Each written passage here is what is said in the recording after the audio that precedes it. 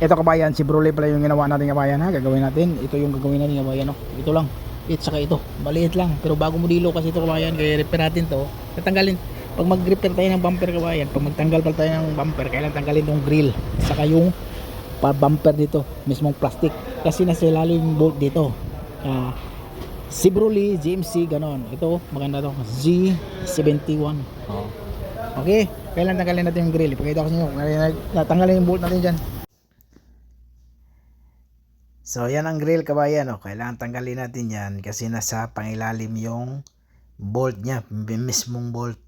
So, apat lang ata yung bolt niyan kabayan. Yan, oh. So, grill.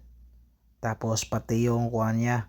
Yung anong tawag yan? Yung kumukontrol ng hangin yan siya kabayan eh. Yan, oh. Para kukuhan kasi yan eh, tatakip siya, umiikot yan siya kabayan. Yung isang grill na yan, oh, tatanggalin pa din natin yan. Ewan ko, parang suporta sa hangin ata yan siya kabayan. Hindi ko alam kung ano yan eh. Basta gumagalaw yan siya, parang kuhan siya. Control siguro sa hangin siguro yan. Yan, oh. So, mayroong nakakunik na dalawang wire dyan eh. Mayroong nakakunik. So, yan ang isa, dalawa. So, dalawa lang kabilaan. So, apat lang siya kabayan na safety kabayan ha, kasi ibalik natin to eh. So, ito lang kabayan. Mayroon tayong matibay siya kabayan eh. Ito, para sigurado to siya kabayan nga safety. Yung pintura, walang problema sa pintura. Mas safety to siya. Tapos lagyan mo ng laki, pakita ko. So, yan kabayan, ganun na pagtanggal kabayan. Matibay na kuha niya kabayan eh. Yung pangtali natin yan oh. Kaysa sikwatin mo yung, mayroon namang plastic na pangmasilya ko, yung ginagamit ko sa pangmasilya, pwede din yon. Pero mas maganda yun sa kabayan, mas madali, mas safety din. Kaysa yung itulak-tulak ko pa.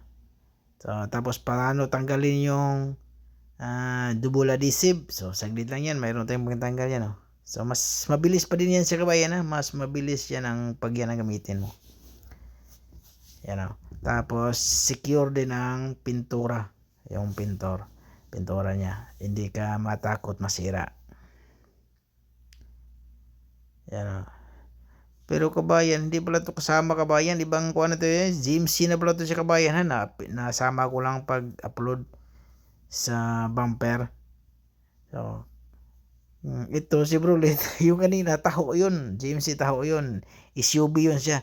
Pero ito na yung GMC. So kinabit na natin yung si Brule, kinabit na natin yung bumper.